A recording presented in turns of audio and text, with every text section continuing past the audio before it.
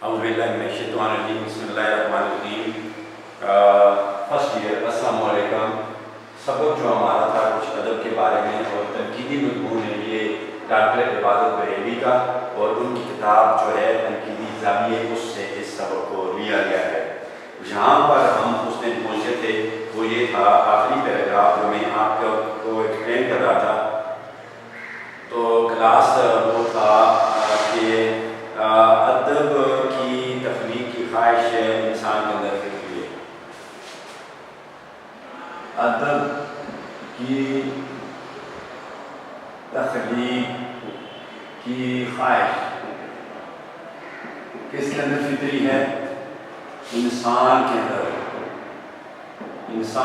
अंदर फितरी है। नेचर इंसान की नेचर में फितरी ज़मीर को कहते हैं। फितरत किसको कहते हैं? ज़मीर या नेचर। फितरी फितरत से निस्बत रखने वाली यानी ज़मीर के अंदर इंसान के अंदर अदब की तख्लीक की ख्वाहिश जो है वो कुदरती तौर पर रख दी गई है। उसको जो अल्लाह तआला ने सलाहियतें बख्शी हैं उनमें ये सलाहियत भी अल्लाह तआला ने इंसान को बख्शी हुई है। तख्लीक जो है उसका मैं अरबी ज़बान का लफ्ज़ है क्लास। तख्लीक का मतलब है तबाज़ात फनपारा। तबाज़ात फनपारा। फनपारा का लफ्ज़ इस्तेमाल होता है किताब के लिए।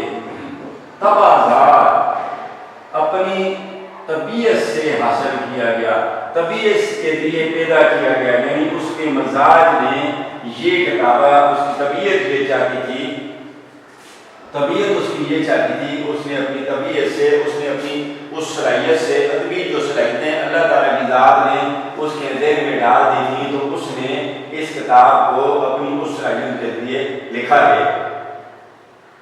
ठीक है, तो लिहाजा अदब की तख्लीक यानी किताब लिखना, नज़म कहना, शायरी करना, अफसाना लिखना, ड्रामा लिखना, नावल लिखना, अदब की मुख्तलिफ इक़साम जो है वो लिखना, या अगर कोई लिख नहीं सकता तो वो उस पर जो कुछ बीतती है उसको दूसरे को सुनाना, ये भी अदब की एक शक्ल है। तो सुनाना ये इंसान के अंदर फितरी है, उसके ज़मीर में ये चीज़ शामिल है। कौन ऐसा इंसान है? यानी इंसान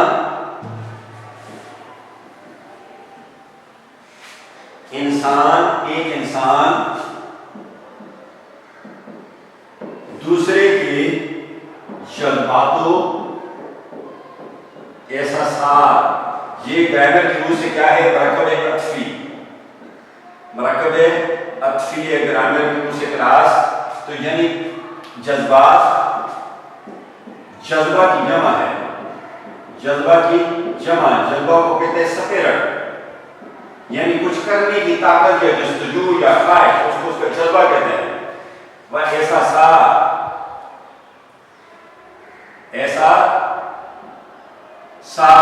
एहसास की जमा है क्लास। किसकी जमा है? एहसास, एहसास की जमा है क्लास। तो ये जो है अदब की कौन है जो इंसान है जो दूसरों के जज्बातों एहसासात में दिलचस्पी ना लेता हो। जज्बातों एहसासात, एहसास कहते हैं फीलिंग्स को। एहसास किसको कहते हैं? फीलिंग्स वाक़यात और इश्या का है जानी सतह पर वाक़यात और अशिया का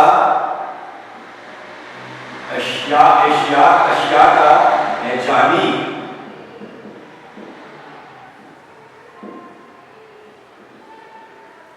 जानी सतह पर तजर्बा करना एहसास कराता है।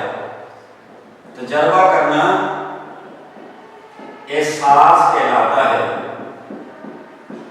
जज्बा आप समझिए दिल का जोश, स्पिरिट और कुछ करने की जुस्तजू या कुछ हासिल करने, काम करने के तान इंसान के अंदर जो जोश होता है उसका जज्बा कहते हैं। वलवला, वलवला दिल का जोश, दिल का जोश और कशिश जो इंसान को कुछ काम करने की तरफ मजबूर करती है। अब इंसान दूसरे के कौन सा ऐसा इंसान है जो दूसरे के जज्बातों से साथ में दिलचस्पी ना लेता हो।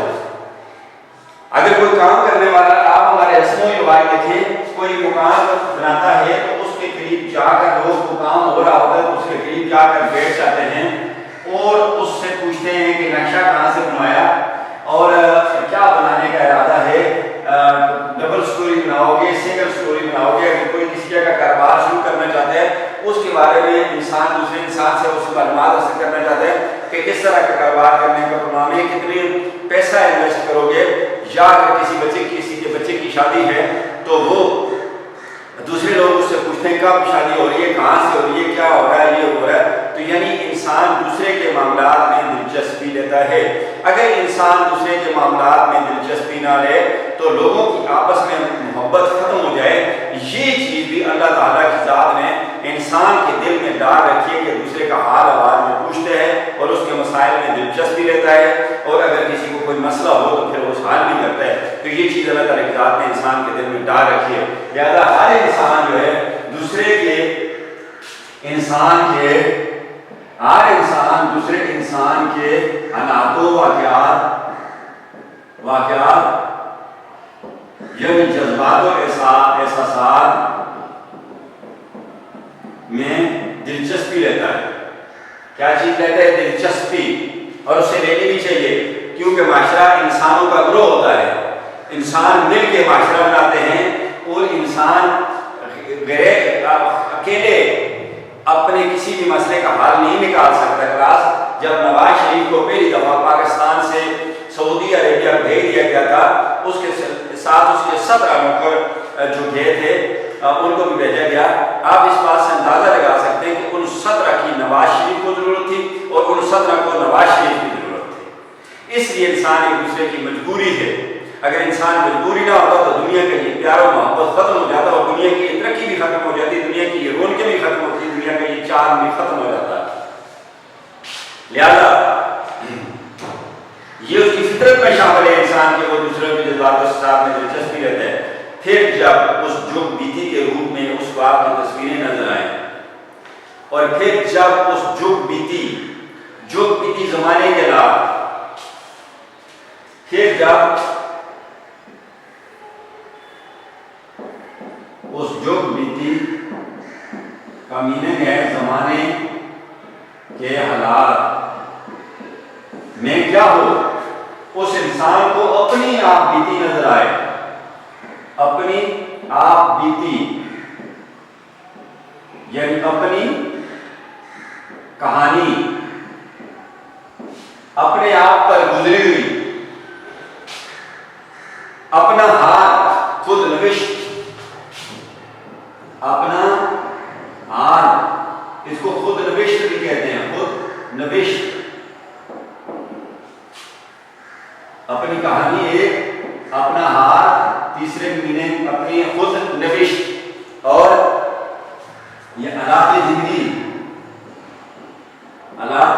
जिंदगी यानी जो कुछ कोई अदीब लिखता है तो उसको वो इंसान पढ़ता है उस जमाने के हालात। अगर कोई किसी किताब में वाक़यात या कोई किताब है, क्योंकि जो अदीब जो कुछ लिखता है इस मुआशरे की अक्कासी करता है। अदब मुआशरे की अक्कासी का नाम है।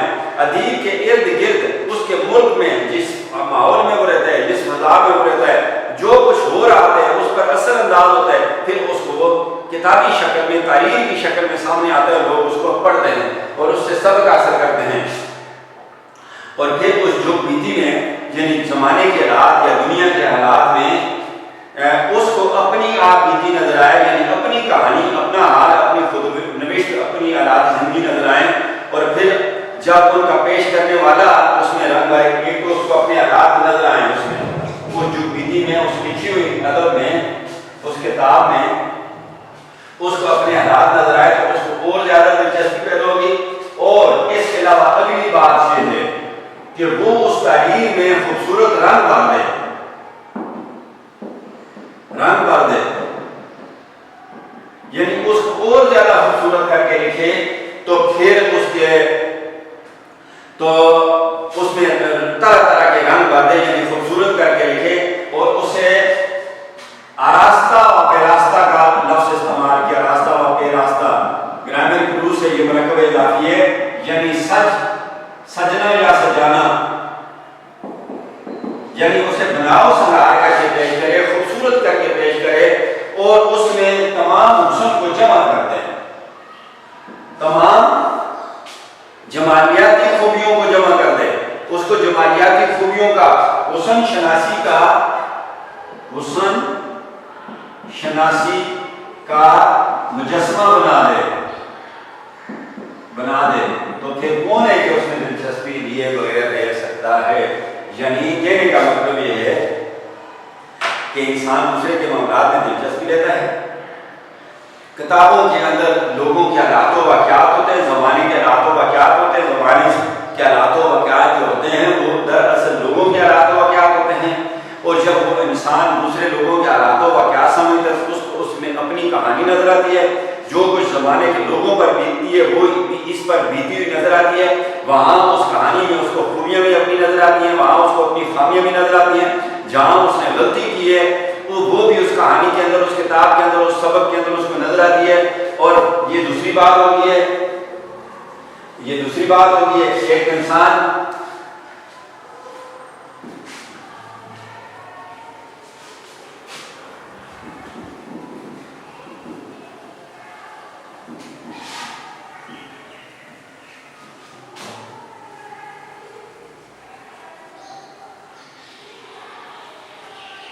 अदब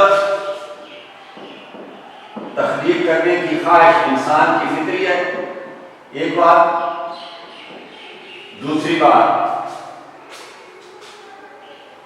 हर इंसान दूसरे के मामलात में दिलचस्पी लेता है,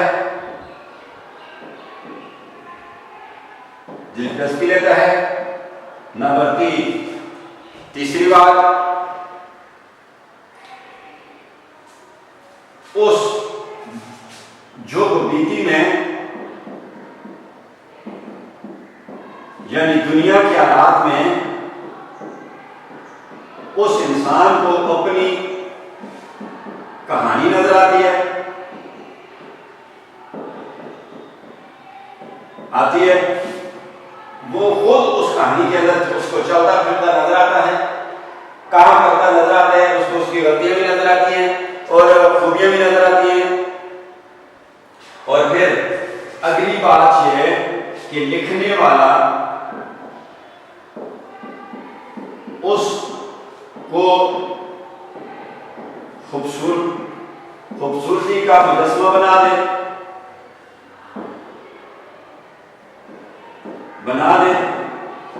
और फिर पांचवी बात यह है कि उसे सजाकर खूबसूरत बनाकर पेश करे और हुस्न शनासी का नमूना बना दे। छठवीं बात यह है कि हुस्न शनासी खूबसूरती को पहचानने का नमूना बना दे। जमालियाती हुस्न यानी हुस्न शनासी का नमूना बना दे। तो फिर कौन है जो अदब से दिलचस्पी लिए बगैर नहीं रह सकता है? फिर कौन है जो अदब से दिलचस्पी लिए बगैर रह सकता है? अदब कितनी चीज हुई, हर इंसान दूसरे के मामलात में दिलचस्पी लेता है और वो जो दुनिया के हालात हो उस किताब के अंदर वजूद अफसाने के अंदर या नावल के अंदर किसी के अंदर उसको अपनी दास्तान के अंदर नजर आती है। 3 लिखने वाला उसमें उसको और ज्यादा खूबसूरत बना देता है। 4 और वो फिर सजा कर खूबसूरती से उसे पेश करते हैं। 5 और फिर उसे हुस्न शनासी का मुजस्मा बना देता है। खूबसूरती को पहचानने का एक नमूना बना देते हैं, तो कौन है जो अदब में दिलचस्पी लिए बगैर रह सकता है। जमालियात बाकायदा एक किताब है, क्लास, ये सब्जेक्ट है, इसको पढ़ाया जाता है। जमालियात एस्थेटिक्स,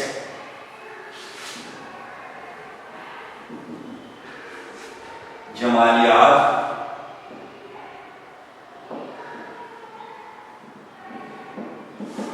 जमालियात एक मजमून है। एस्थेटिक्स अंग्रेजी में कहते हैं, एस्थेटिक्स।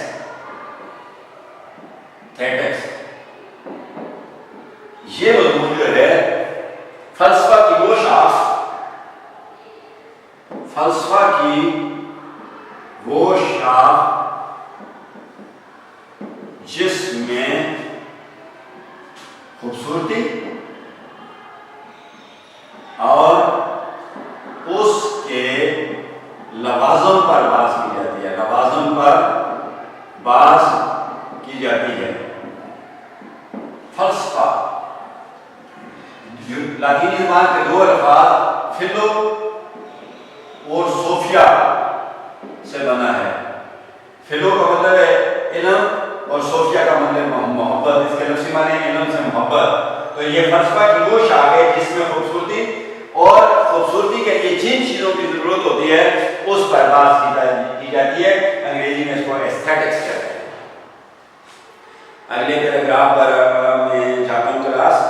ये पैराग्राफ भी दूसरे पैराग्राफ में जो सवालात किए गए हैं उनका जवाब है। इस पैराग्राफ में भी उसका जवाब है, दूसरे पैराग्राफ में किए गए सवालात का। आगे चलते हैं।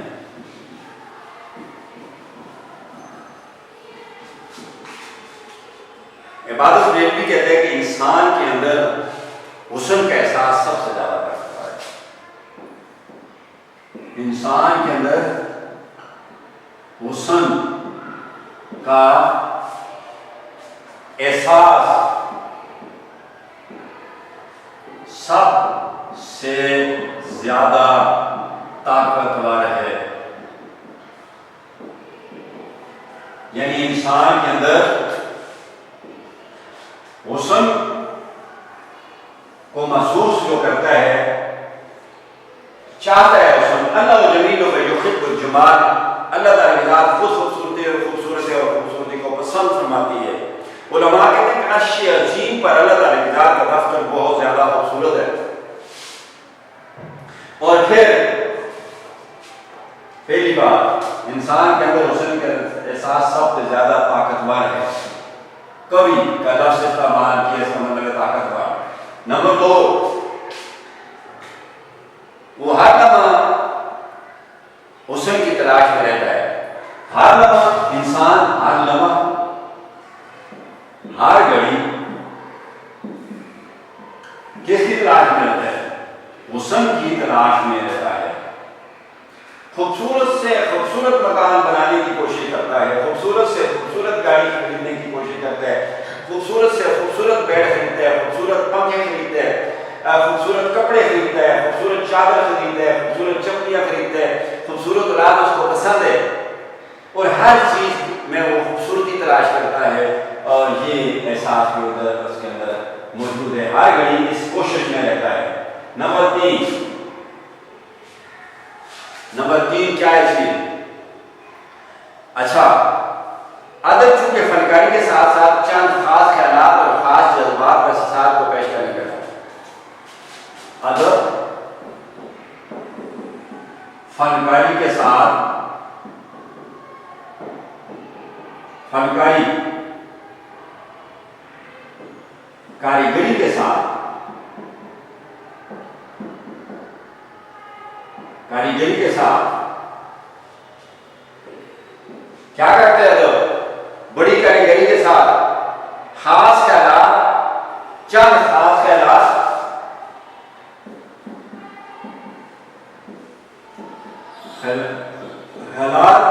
और चंद खास जज्बातों एहसास को पेश करने का नाम है। जज्बातों एहसास को पेश करने का नाम है।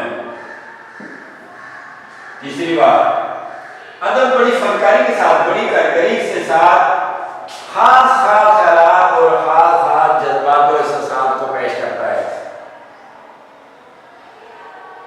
इसलिए इसमें हुस्न का पैदा होना लाजमी है। फिर जब अदब कारीगरी के साथ चंद खास ख्यालात, ये जज्बात और एहसासात को मैं आपको एक्सप्लेन कर चुका हूं। अदब चूंकि निहायत फनकारी के साथ, कारीगरी के साथ चंद खास ख्यालात और चंद खास वाक़यात को, जज्बात और एहसासात को पेश करने का नाम है। क्या नाम है? अदब है। चंद खास ख्यालात, चंद खास जज्बात और एहसासात को पेश करने का नाम कारीगरी के साथ क्या कहलाता है? अदब कहलाता है। इसलिए फिर उसमें हुस्न तो पैदा होगा। फिर इसमें हुस्न का पैदा होना लाजुम हो जाता है। जब अदब इंतहाई कारीगरी के साथ, इंतहाई खूबसूरती के साथ चंद खास ख्यालात, चंद जज्बात और एहसासात को पेश करता है, तो उसमें ज़ाहिर हुस्न तो पैदा होना है। उसमें फिर हुस्न का पैदा होना लाजमी है। और जब हुस्न उसमें पैदा हो जाता है तो फिर इंसान उसमें दिलचस्पी लिए बगैर नहीं रह सकता। अब इंसान फिर किधर एक खूबसूरत चीज है, एक मास्टरपीस बना दिया है अदीब ने, एक फनपारा बनाकर मार्केट में आ गया, सामने आ गया, नजर आ रहा है, तो फिर इंसान कैसे उस किताब में, उस अफसाने में, उस नावल में, उस आपबीती में, उस हमारी उम्री में, उस सानेट में, उस शहर अशोक में, उस किता में, उस रुबाई में, उस मसनवी में दिलचस्पी लिए बगैर कैसे रह सकता है? ये तो फितरी अमल है, तो जरूर हुस्न का शिदाई है, इसलिए वो उसमें दिलचस्पी लेगा। अगली बात, क्यों दिलचस्पी लेगा? क्योंकि इंसान हुस्न का शिदाई है, हुस्न का शिदाई दीवाना है, आशिक है। इंसान हुस्न का दीवाना है, उसका आशिक है, इसलिए उसने उसमें दिलचस्पी लेनी है। क्योंकि फितरी तौर पर इंसान, फितरी तौर पर उसके ज़मीर में जो हुस्न का इश्क मौजूद है, इसलिए वो हर सूरत में उसमें दिलचस्पी लेगा। चुनांचे या आपका क्लास मेरे ख्याल में आप समझ नहीं हो।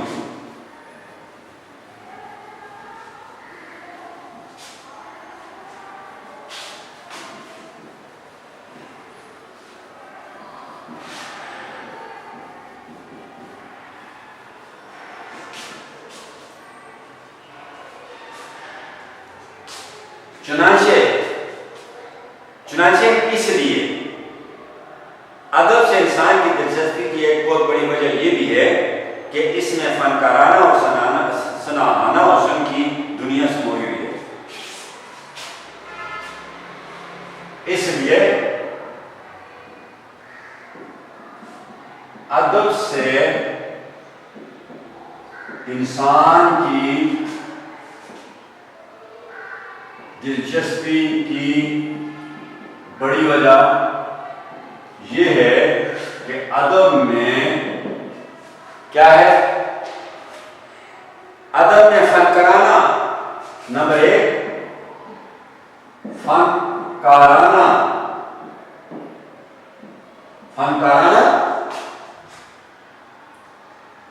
हुनरमंदाना, इंतहाई हुनरमंदी से, इंतहाई सलीके से एक बार सनाहाना